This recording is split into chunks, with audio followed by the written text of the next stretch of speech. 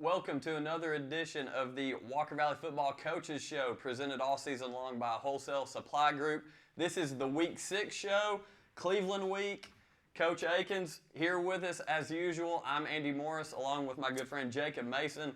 We're excited for this week, it being Cleveland Week, on the road for the third week in a row, but it's here in town, so that's the good thing. Before we dive into Cleveland, we're going to talk about the big win last week. 3 overtimes at Smith County, 19-13 victory for the Mustangs. So first points of the game, Coach, weren't scored until the fourth quarter. Before we get going with the specifics, kind of talk about how you guys felt coming out of that. Yeah, it was a tough ball game. Let me start out first and foremost saying how impressed I was with Smith County. Their football team, their coaching staff, their community, man, it was a cool atmosphere. It felt like a small town atmosphere. Their kids played so hard. That's one thing I kind of take away from the game the other night is just how hard their kids played. They had several kids that went both ways, played every snap, and they just played really hard. And our kids today, coming back into it, we started, reviewing last week's film and just saying, hey, man, like, we did some things poorly. We didn't execute here and there, but they did a lot of things that caused us not to execute well. They kept us out of rhythm by staying off, keeping us off the field. That was obviously their game plan. When you look at kind of how the night went, so many times they would just hold on the ball for 5 or 6 minutes at a time, which gave us low possessions, and we just couldn't get in a rhythm offensively. Our defense did a great job not giving up points. But they just milked the clock. Even when they got off the field quickly, 6-play drive, it still took, 4 or 5 minutes. So it was definitely a grind of a game. I was really impressed with how hard Smith County played. I thought we did not match that for much of the game. We weren't able to match their intensity. We finally got off the bus, in the second half. I say off the bus. We finally got there mentally in the second half, and I thought we did some really good things, but then still made critical errors that cost us drives. And then, at the end of the game, I thought we did some big-time things at big-time moments to solidify a win. But kudos to Smith County. I thought they played a great game. They played hard, and they really deserved to win that ball game. We were lucky to come out on top. For sure. So let's talk about defense. Another great performance by the defense. 4 turnovers. Yeah. 4 big turnovers. And really, against a big physical offensive line, is really impressive to see those guys fly around the ball. Yeah, it was really a difficult night for our defense. When you look at, I thought, again, we had a great game plan. We knew what they were trying to do. They did exactly what we thought they were going to do. The only thing they did differently is they came out in a different formation than we had prepared for. It took us a couple of drives to kind of figure out what they were trying to do out of that formation, but we were able to kind of pick up on it. I thought Coach Harvey did a great job, and Coach Ashby, communicating with him from the box, did a great job of adjusting to what they were trying to do and finding a way to get stops. But again, they were just able to hold on to the ball for an extended period of time. But our defense did a great job of just making sure they didn't get points on the board at the end of those drives. So, you go back and look, and the biggest reason they weren't able to get points is because of those turnovers. We did a great job in the first half. We got 2. Second half, we got 2, and that was able to just continue to give our offense opportunities to score, and then we were able to get down inside, the 20, and Eli was able to make the kick, and they went down and made a kick, and then the overtime period. But our defense, even in overtime, did a great job. 3 overtimes, we give up 6 yards in overtime total out of those 3. So our defense did a great job giving us a chance, and our offense finally came along and was able to kind of end the game there in the third overtime by getting in the end zone.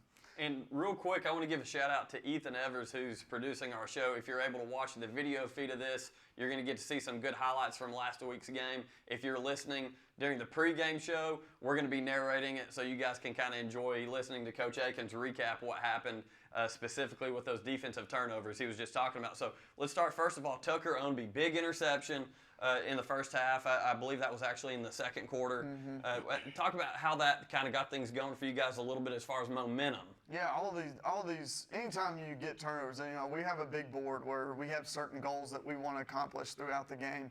And those goals are really based on things that we believe if we do these things, that will create a win.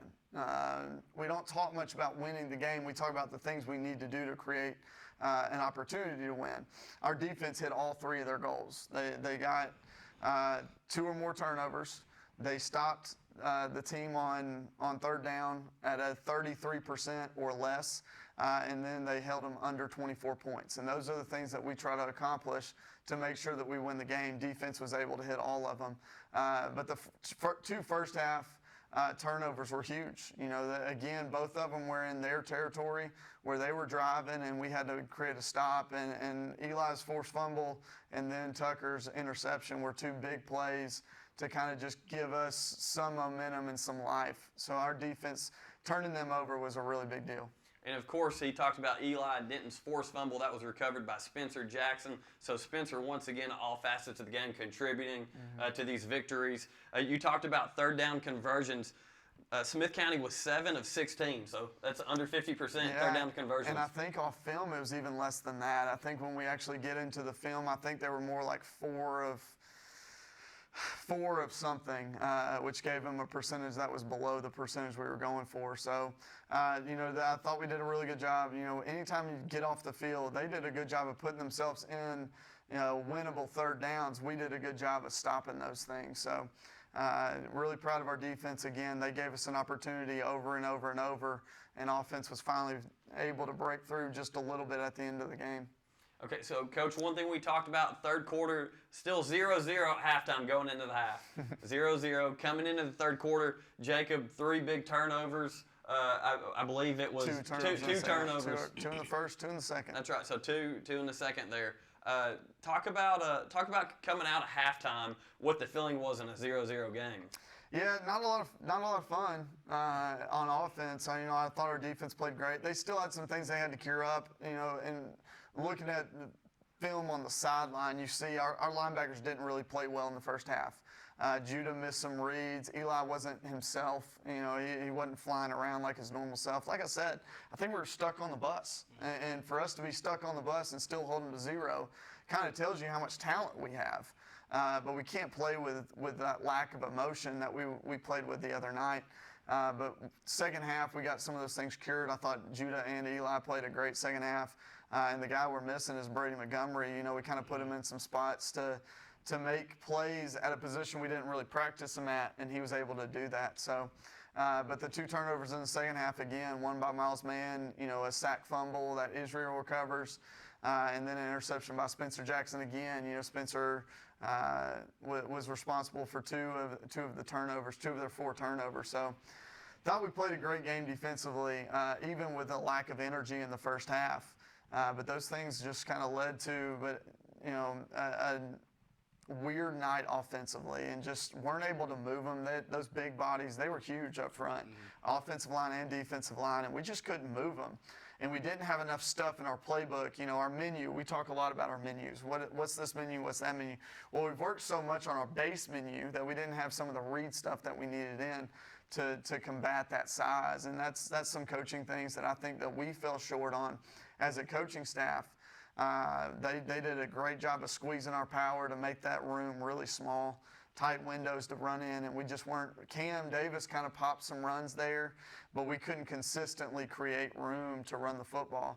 But we just talked about, hey, just execute in the second half, and again, we were able to get down there close enough. Converted a big third down and 1. After we threw a stop route to Gibby, then we convert the third down and got us inside the 20.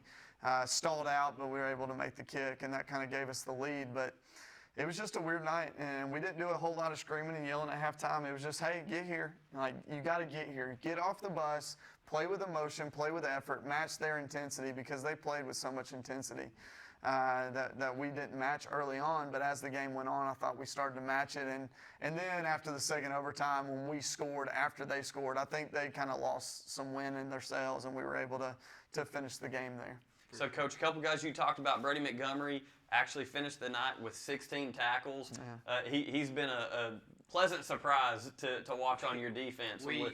We ran into his dad at the gas station. He's getting him some ice for the knees. He definitely had a big night, and he was a heck of a player. And really, like you said, a big surprise. He's come in and made some really big tackles. We talked about how such a sure tackler he is. So Yeah. He's played really, really well up to this point. Yeah, today, he kind of got the reward for that today, too. He earned our Defensive Player of the Week on our team, but also earned his dog tag. Yes, sir. And that's really important in our defense. I still think we only have 5 or 6 guys that have earned the dog tag this year.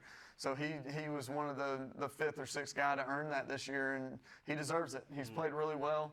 Obviously, with 16 and a half tackles on the night, he did some things the other night that really helped us win that ball game.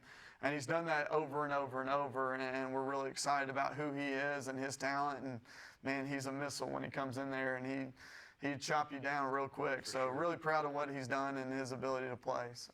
Coach, another guy you mentioned, Cameron Davis, came in with some big energy plays. He actually had 7 attempts for 38 yards, average 5.4 yards per carry.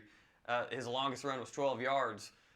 Talk about just kind of what he meant on last Friday night, coming in and kind of sparking you guys with a little bit of extra energy there with some fresh legs. Yeah, Cam's a great power counter kid. He came to us from Sequatchie 3 years ago, and if you know anything about Sequatchie County, they run that tight track, inside A gap out track on power counter. So Cam's been doing that, the whole time. He's always done a great job at giving our defense unbelievable looks. This year he's had an opportunity to go get some touches, especially the other night with the way the game was going. We were on defense so much, and Spencer and Tucker Owenby were so involved in what the defensive game plan was that he was able to come in and really spell those guys and give us some great yardage. So really proud of what Cam did the other night. He's going to continue to kind of be that spell back that we throw in there and is able to run power counter. He does a great job in pass protection blocking, and those are the things that we ask him to do, and he does them well. So, Coach, another guy that we named player of the game right after the game, it's hard to overlook what he did. The first points of the game, Eli Wilson hits a 35-yard field goal at the 8:49 mark in the fourth quarter. First points of the game. And that thing was good from like 45. It was, he absolutely nailed it. Yeah, absolutely. I'm so proud of Eli. He's worked. He mentioned to me, I coached soccer in the spring. Coach Taylor, congratulations, Coach Taylor, just had a baby, if y'all don't know. That's awesome. Really excited for him. But I was able to coach with Coach Taylor in spring, and Eli played for us. And he came to me about halfway through the season and said, "Hey, Coach, I'm really interested in playing football and kicking for y'all." I was like, "Awesome, man. We need a kicker." We just, obviously Cangel's been a kicker for us for several years, and with Cangel graduating, we weren't sure what we were going to do at the kicking position. And he's come in and just worked his tail off since spring, being in kicking camps and going to see coaches. And Coach Taylor's actually helped us, coming back and forth between assistant soccer coach and being an assistant for us, helping Eli out. And, man, we owe so much to his coaching and him helping Eli get to where he is. But Eli, in some really high, every single kick he had the other night was a high-pressure kick. The 35-yarder was a kick where 0-0. We're trying to take the lead. If we take the lead here, we kind of feel good about it, especially with our defense playing as well as they were. And Eli was able to go out there. I called a timeout on him, and the first one because the play clock was running down, and it just felt like we were rushing it. So able to call a timeout. He came out the second one and put it straight through, no hesitation. And then we get into overtime periods, and every single kick he had. The first overtime kick, I know we have that on video, but we weren't able to gain any yards. And that 27-yarder from a right hash, that was kind of the only moment. And I told our team today, that was kind of the only moment where I was like, man, this may be it. This is a hard kick. It's from an angle. We didn't gain any yards. It's high pressure. If we don't make it, we lose. And Eli, I walked up to him before that. I said, "Hey, man, if it comes down to your foot, you've done this 100 times since the spring. Go out there and do what you've done 100 times." And he shook his head, and no problem, Coach, and ran out there and absolutely nailed it. So really proud of his ability to just keep his emotions under control. You can see it on video here. We did a great job of protection, and Eli, had no hesitation going out there and just putting it straight through from an angle. And when he made that, I felt really good about where we were as a team. Well, something else that film doesn't show, that crowd was also very, very into the game. They kind of had a Mississippi State vibe with the cowbells, and they were really getting into it. So to be able to go in there and kind of zone just everything out, I mean, those were some huge kicks. So you're very right. He did a great job. You had to bring up Mississippi State. Yeah, I'm all the way in on that. Ole Miss fan, man. So Mississippi State losing to Memphis this week. That's not a bad little look. But listen, man, it was a rowdy atmosphere. Their fans did a great job cheering, and Eli did a great job calming his emotions and making those kicks. So it was pretty cool. So at the end of regulation, game tied 3-3. Smith County hit a field goal as well to tie at the 2:03 mark left in the game. Overtime, you talked about Eli having a big kick, 28-yard field goal. Actually ties the game 6-6 in the first overtime. Second overtime now, they drive down, score the first touchdown of the game. That was actually their quarterback, I believe. Yep, quarterback scramble. We got this on film too. It was one of those plays of the game where, it's 3rd and 10. We knew they were going to have to pass. He drops back.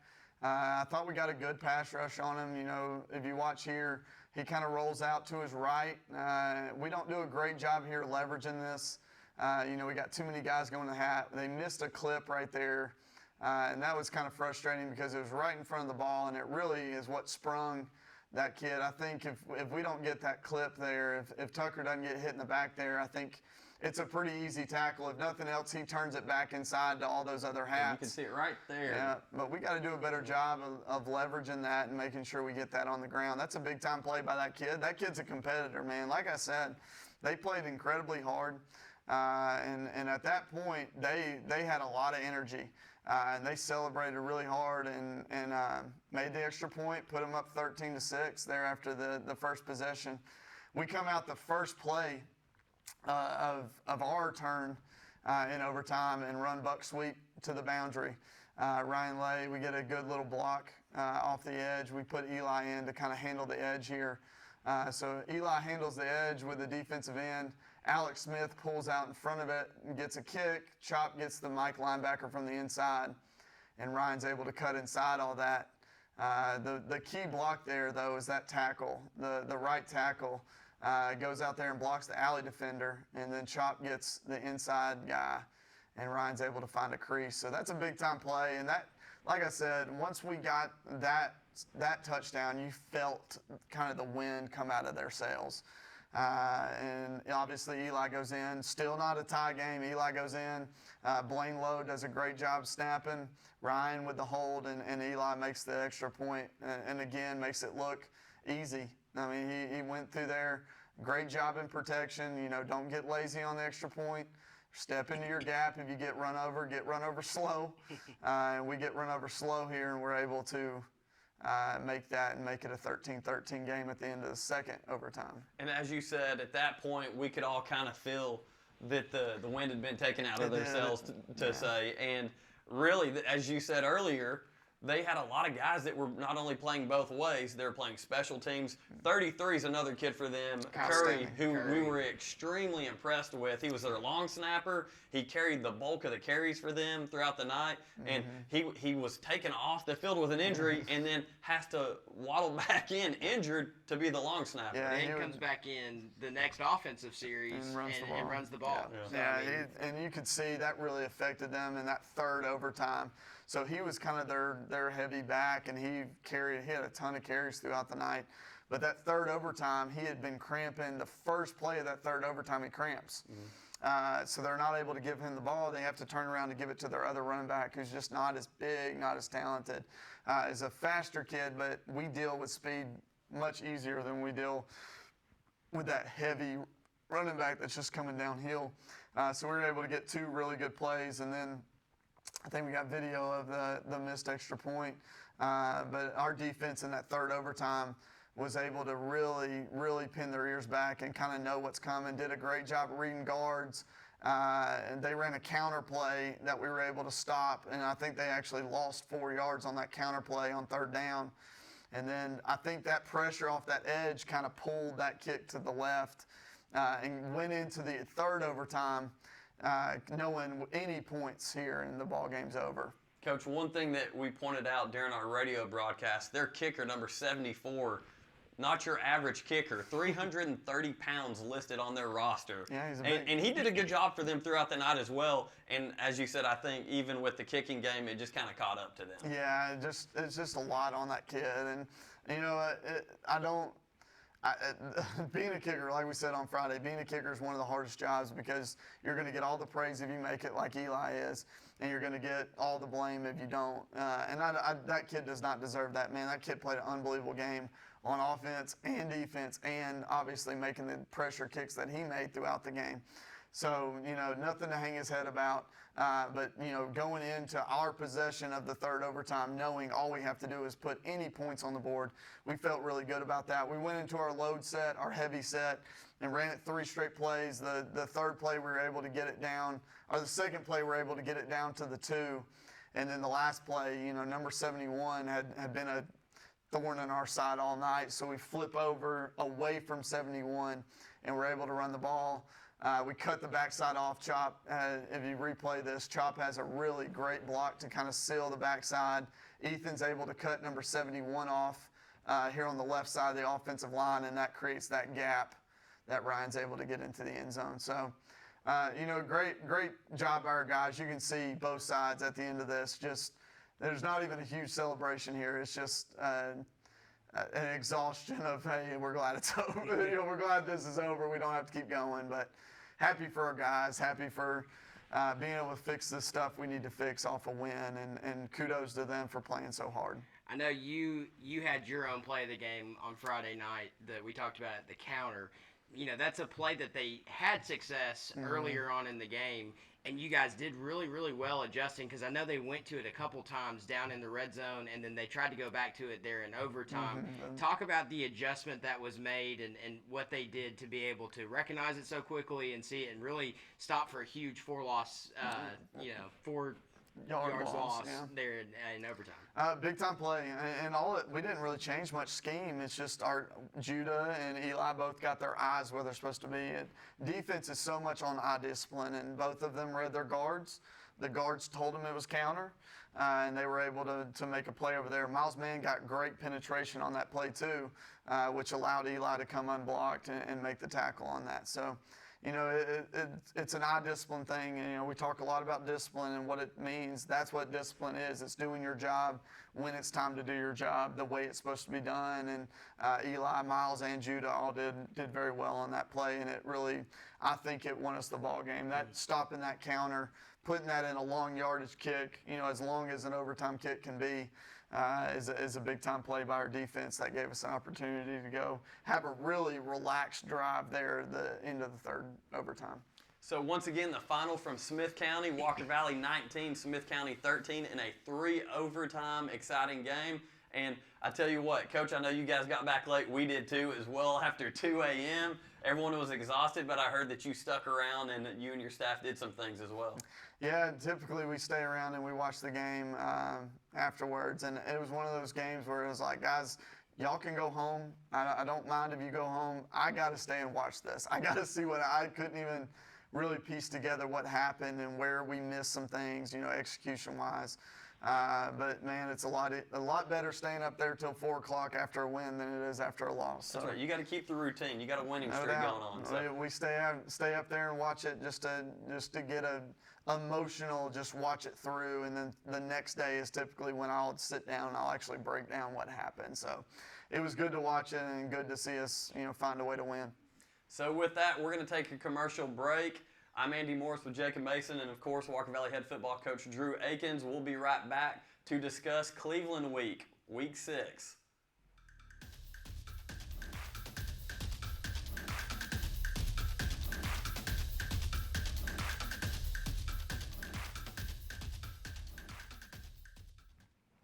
Welcome back to the Walker Valley Football Coaches Show, presented by Wholesale Supply Group all season long. I'm Andy Morris with Jacob Mason, and of course, Walker Valley head football coach Drew Akins.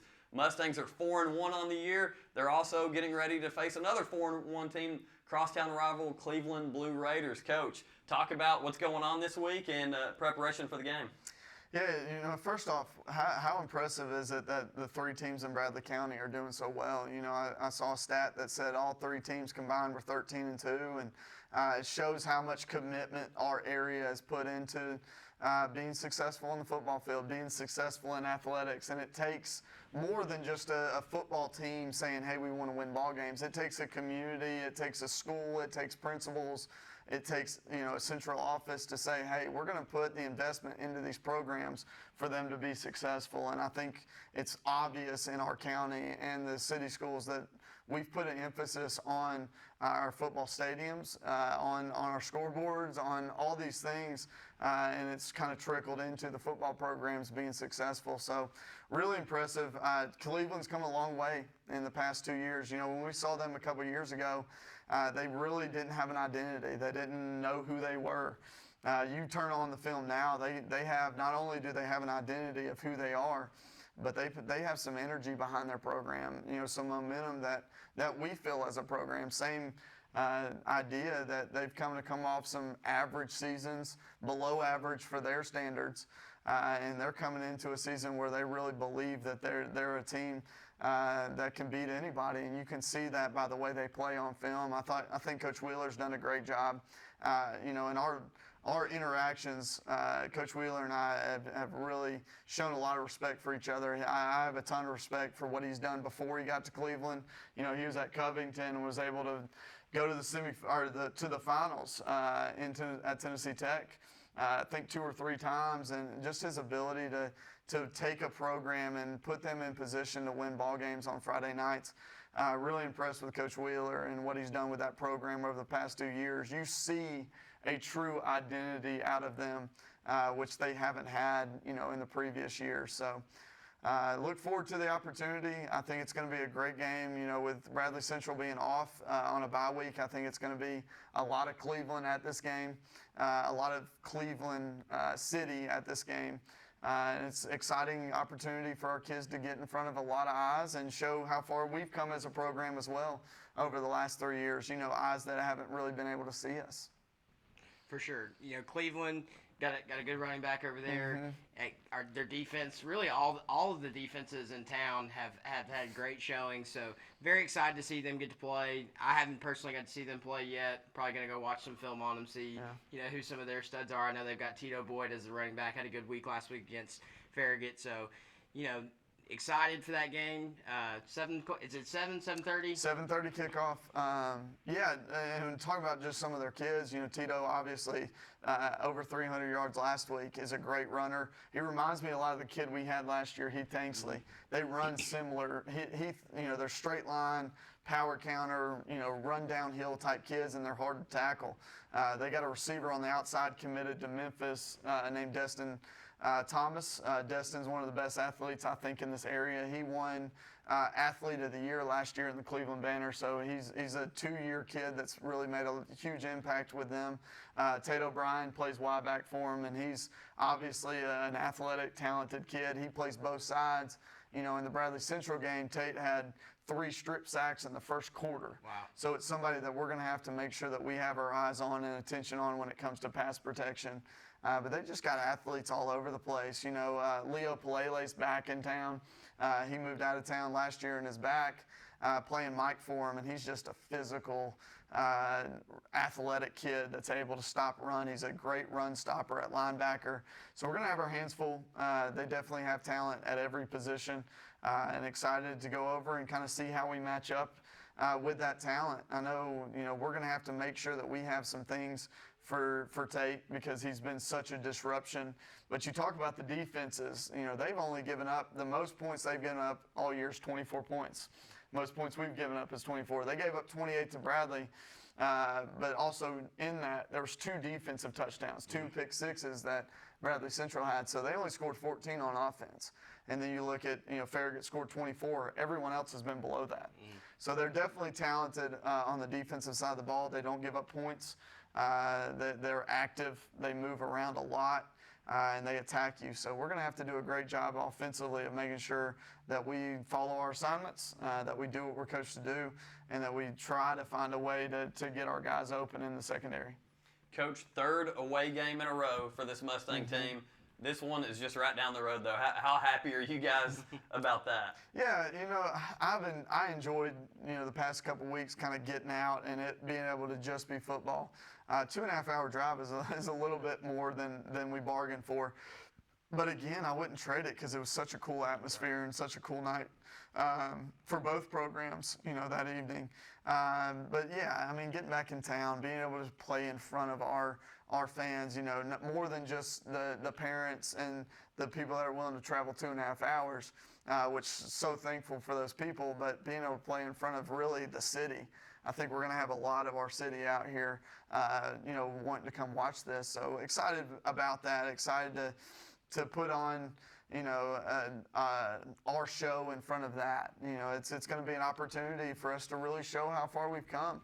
And this is an opportunity in front of everyone in the city to show. We haven't played this game for the past 2 years.